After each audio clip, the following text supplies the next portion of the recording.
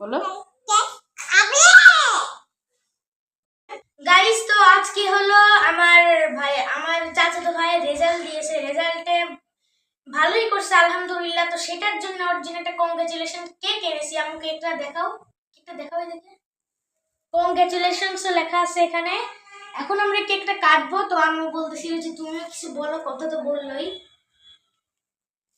এবার আমরা কেক কাটতে চলেছি।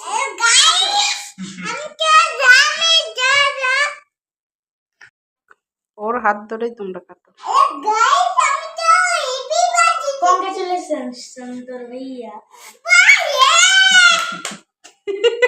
আমাকে প্লেট নিয়ে এসো, প্লেট নিয়ে এসো। আচ্ছা প্লেট লাগে না, তুমি একটু খাও, তারপর পিরিজ এনে আমি দিচ্ছি, তোমাদের সমস্যা নেই।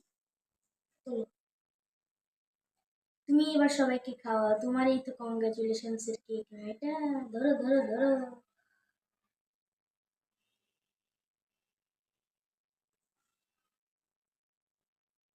না তুমি খাও, তুমি খাও, তুমি খাও। এবার এসে নিয়ে আসো, কি জানি বলে। যাক আলহামদুলিল্লাহ, যেটা হয়েছে এটাই আলহামদুলিল্লাহ, সমস্যা নাই। এবার আসলে কারোরই, বেশিরভাগ মানুষেরই আসলে আশানুরূপ রেজাল্ট হয় নাই। ওরও একটু আপসেট ছিল বিকেল থেকে, কারণ A+ হয় নাই। তবে এবার শুধু ওর না, অনেকেরই হয় নাই। এটা নিয়ে মন খারাপ করার কিছু নাই। যাক যেটা হয়েছে এটাই আলহামদুলিল্লাহ, পরবর্তীতে ভালো করার চেষ্টা করো।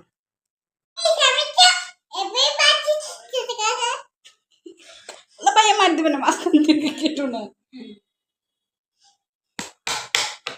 এটা কার জন্য এনেছি বলো তো? তাই গাইসদের বলো, গাইস কেক খাবে নাকি? রাখবো না তো, এই যে এই সাইজটা হবে আজকে। তো তাহলে তোমরা খায় মজা পাবেন না। বাইরে ওই পেট ভরা থাকলে মজার জিনিসও মজা লাগে না। তোমরা তো বাইরে নাস্তা পানি করে ফেলছো। সমস্যা নেই। একবার ফোন দিয়ে বলতে চাইছিলাম যে বাইরে কিছু খায়ও না, ওই জন্যই তখন ফোন দিছিলাম।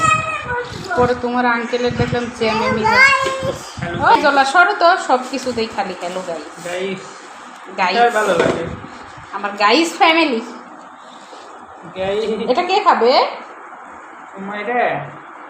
নাও সবাই এক পিস করে নাও। মিউনিস না মিউনিস, মিউনিস নিয়ে আসো।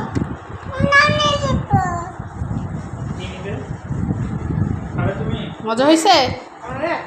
ওই যে মিউনিস দেখাও, মিউনিস নিয়ে আসো, মিউনিস টিভি রুমে। ইনশাল্লাহ ইন্টারমিডিয়েটের জন্য ভালো করে প্রস্তুতি নেবে, ভালো করে পড়ালেখা করবা, ইনশাল্লাহ তখন যেন ভালো রেজাল্ট হয়।